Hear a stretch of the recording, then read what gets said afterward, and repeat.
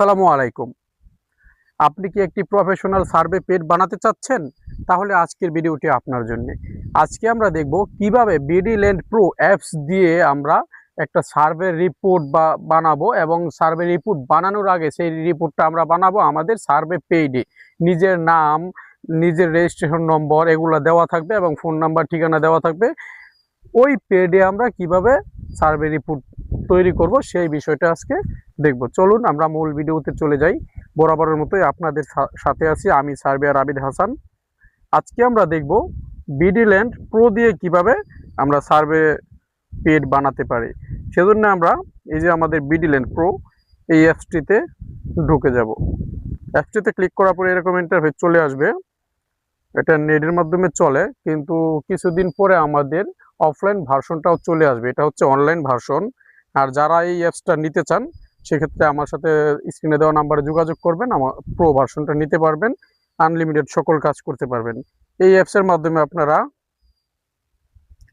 25টা tools পেয়ে যাবেন, 25টা টুলসের কাজ করতে পারবেন। এগুলো নিয়ে বিস্তারিত ভিডিও আমাদের চ্যানেলে দেওয়া আছে, যে কি কি কাজ করা যায়, প্রতিটা কাজের আলাদা আলাদা ভিডিও দেওয়া আছে। আজকে যেহেতু আমরা সার্ভে পেজ কিভাবে বানাতে হয় সেই বিষয় নিয়ে আলোচনা করব, তাহলে অন্যদিকে যাচ্ছি না, শুধু ওই বিষয়টাই দেখব। সেজন্য আমরা স্ক্রল করে একবারে সবার নিচে চলে যাব। নিচে যাওয়ার পরে এই যে দেখতে পাচ্ছি আমরা এখানে প্রিন্ট স্টুডিও অথবা প্রতিবেদন প্রিন্ট, এই প্রিন্ট স্টুডিওতে আমরা ক্লিক করব। ক্লিক করার পরে এরকম একটা ইন্টারফেস চলে আসবে। এরকম ইন্টারফেস আসার পরে এখানে কিন্তু আমরা কয়েকটা কাজ করতে পারবো। এখানে হচ্ছে আপনার এই যে তফসিল সংরক্ষণ করা যাবে, পেজ প্রোফাইল, বিভিন্ন কাজ করা যাবে, ক্যানভাস তৈরি করা যাবে। ওইসব বিষয় নিয়ে আমরা পরবর্তী কোনো ভিডিওতে আলোচনা করব। আজকে আমরা যেহেতু পেজ তৈরি করব, সেজন্য সার্ভে পেজ কিভাবে তৈরি করতে হয় এইখানে আমরা সেভ করে রাখবো এবং পরবর্তীতে অটোমেটিক সেই পেজে আমাদের সব কাজগুলো চলে যাবে। সেই বিষয়টা নিয়ে আলোচনা করব।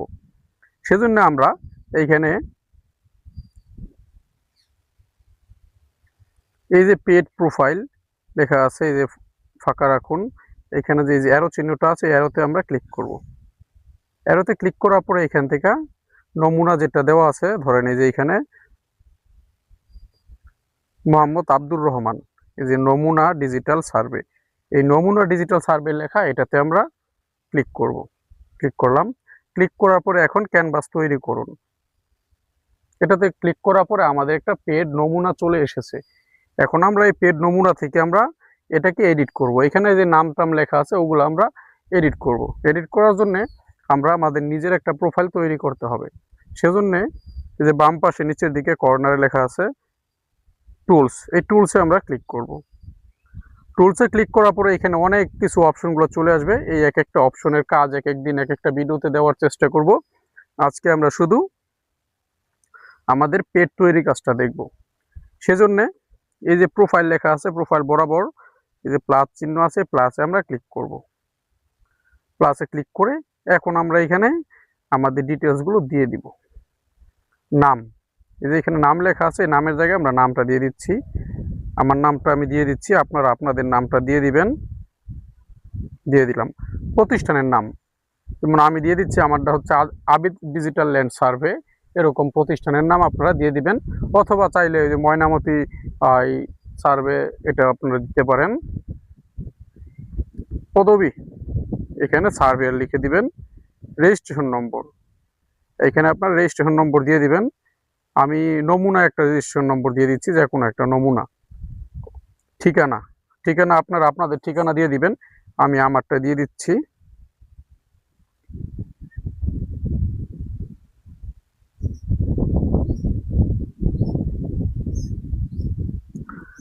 ঠিকানাটা ভালো করে লিখে দেবে, কালীগঞ্জ,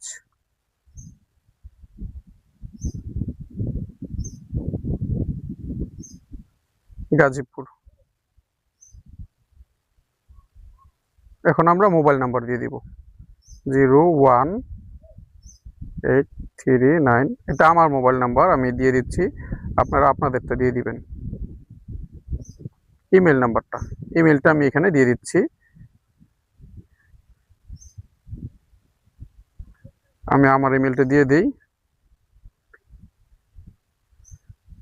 সার্ভেয়র abidhasan@gmail.com দিয়ে দিলাম। এখন আমরা সব এইখানে তথ্যগুলো দেওয়া হয়ে গেলে এই যে সেভ আছে, সেভ করুন, এই সেভ করুনে একটা ক্লিক করব। ক্লিক করলাম। ক্লিক করার পরে আমাদের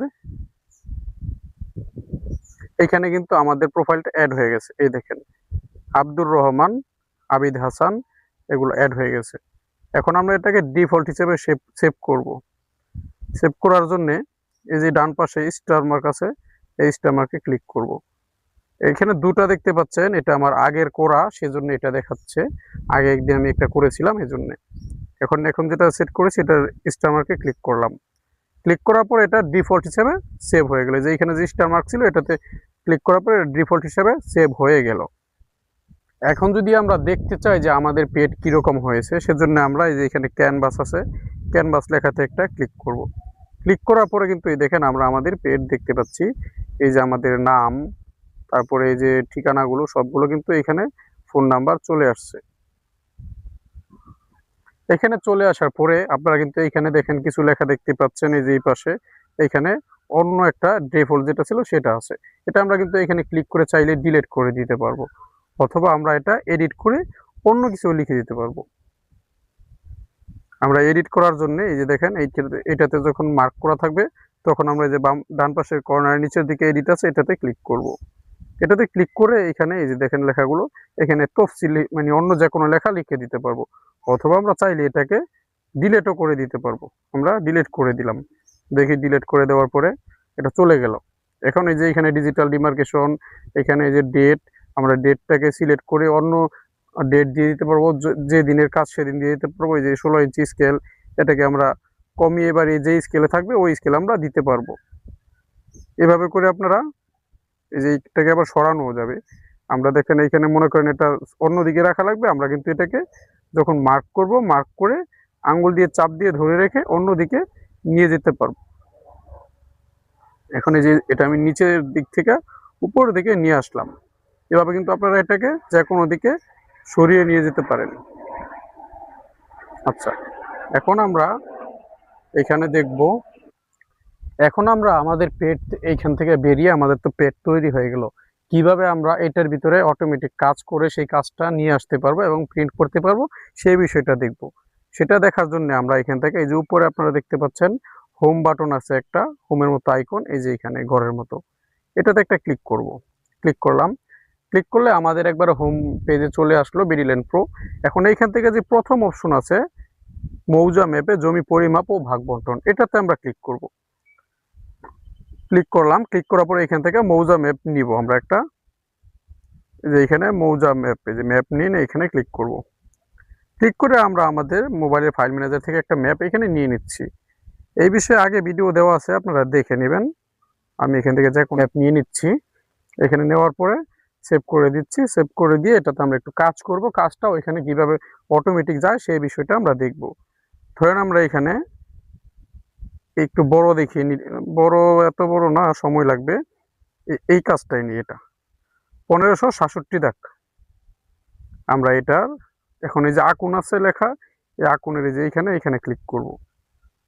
ক্লিক করলাম। ক্লিক করে আমরা একটু তাড়াহুড়া করে দেখাচ্ছি, আপনারা কাজগুলো একটু সুন্দরভাবে আস্তে ধীরে করবেন, অ্যাকুরেটভাবে করবেন, তাহলে অ্যাকুরেসিটা ভালো থাকবে। কারণ আমরা যখন ভিডিওটা করি, ভিডিও চাইলেই আমরা যদি বড় করে ভিডিওটা করি তাহলে আপনারা কিন্তু কষ্ট হবে ভিডিওটা দেখতে, আপনাদের কাজগুলো শিখতে পারবেন না। এখানেই দেখেন, এখানে কিন্তু জমির পরিমাণ চলে আসছে, বাহুগুলো চলে আসছে। এখন আমরা এখানে এই যে শেষ করুন লেখা আছে নিচের দিকে ডান পাশে সবুজ, এই যে এটাতে ক্লিক করব। এটাতে ক্লিক করলাম। ক্লিক করার পরে এখানে বলছেন দাগ নম্বর দিতে, 1500 কত যেন ছিল, আচ্ছা 1536 আনুমানিক দিয়ে দিলাম, 1567 ছিল। আচ্ছা, আমরা এটাকে আবার এডিট করা যাবে, যাক এডিট পরে আমরা এখন এই যে শেষ করুন লেখা আছে, আবার এটাতে ক্লিক করব। ক্লিক করার পরে এই যে উপরে ডান পাশে কর্নারে দেখেন, আপনারা দেখতে পাবেন এখানে 3 ডট আছে, এই 3 ডটে যে ক্লিক করব, এই 3 ডটে এখানে ক্লিক করার পরে আমি ভিউ সেটিংসে ক্লিক করব। এই যে ভিউ সেটিংস, এটাতে ক্লিক করলে আমি চাইলে এখানে কর্ণ দিয়ে দিতে পারবো, আমি কি কি দিব না দিব এটা আমি দেখিয়ে দিব রিপোর্টে সেই বিষয়গুলো। এই যে প্লটের কর্ণ দিন লেখা আছে দেখেন, এই যে প্লটের কর্ণ দেখান, এটাতে যদি ক্লিক করি তাহলে আপনারা দেখেন প্লটের কর্ণগুলো চলে আসবে। আমি কর্ণটা দিয়ে দিলাম, ধরেন কর্ণ দিয়ে দিলাম। তারপরে আবার ভিউ সেটিংসে ক্লিক করি, এখান থেকে বলতেছে লেবেল লাইন দেখান না, এটা দেখাবো না। প্লটের দাগ নম্বর দেখান, দেখাইলাম। প্লট নাম্বার দেখান, ওইটা আমার লাগবে না, এটা বন্টনের ক্ষেত্রে লাগে। স্ন্যাপ, ডু নট, এগুলো দরকার নেই আমার। প্লটের ভিতরের ক্ষেত্রে বল ঠিক আছে দেখাবো। আর এগুলো এখানে আর কিছু আমার লাগবে না, আর কিছু আপাতত থাক। দেখি এখানে এই যে এরকম চলে আসলো। এখন আমার বাহুগুলো দেখাচ্ছে না, তার মানে বাহুগুলো দেখি কোথায় আছে। প্লটের ম্যাপে যে ছবি দেখাবো না, ম্যাপের ছবি দেখাবো না। প্লটের কর্ণরেখা দেখান, প্লটের ভিতরের ক্ষেত্রফল, দাগ নম্বর দেখান, লাইন লেভেল, এটা সম্ভবত আমার বাহু। এই যে লাইন লেভেল, এটা হচ্ছে আমার সাইডের বাহুগুলা।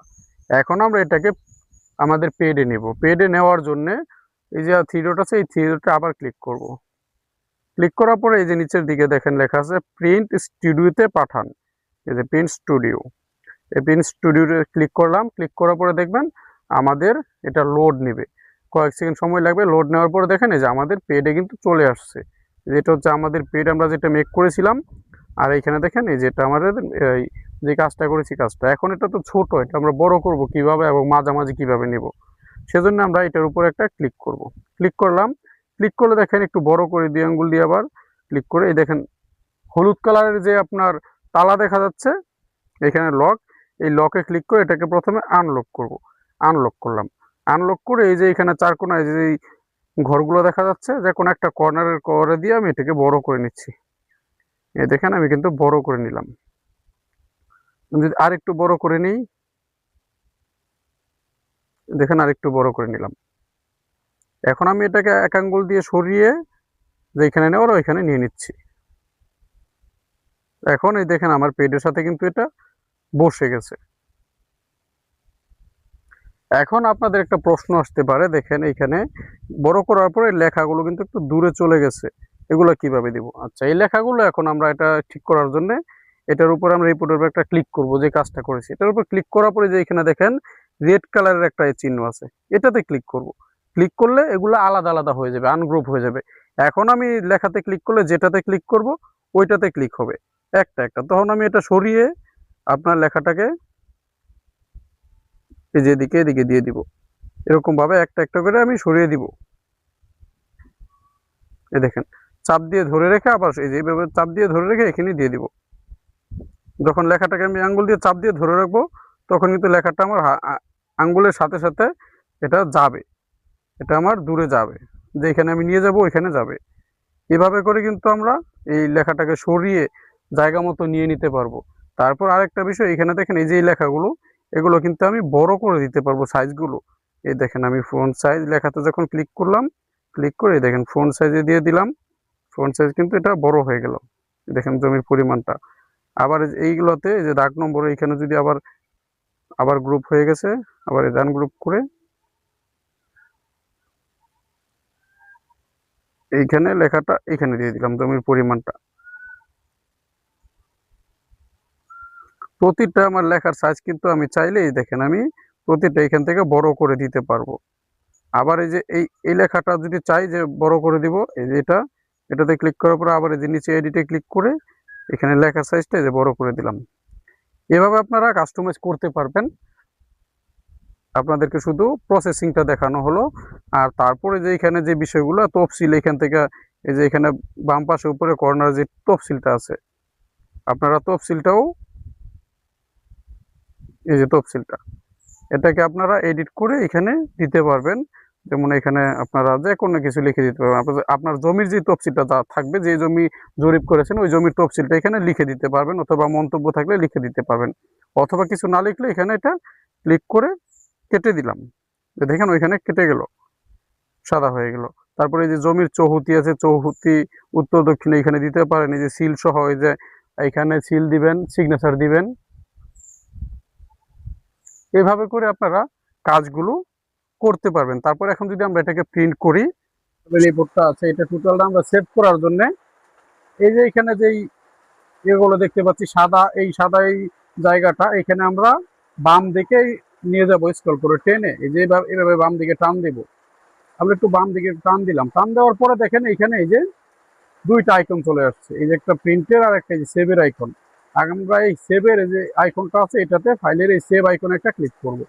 ক্লিক করলাম, ক্লিক করার পরে এখানে নাম চাচ্ছে, যে ক্লায়েন্টের নাম, ওই নামটা দিয়ে দিতে পারেন। ধরুন আমি নামটা দিয়ে দিলাম করিম, দিয়ে দিলাম।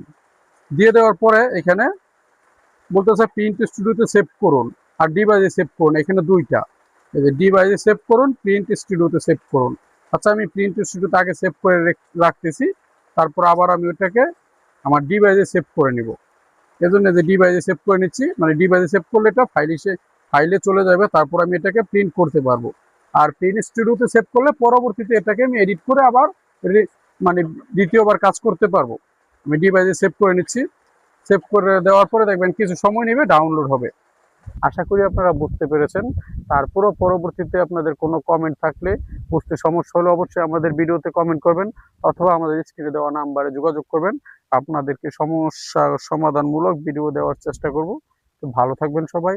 আল্লাহ হাফেজ। আসসালামু আলাইকুম।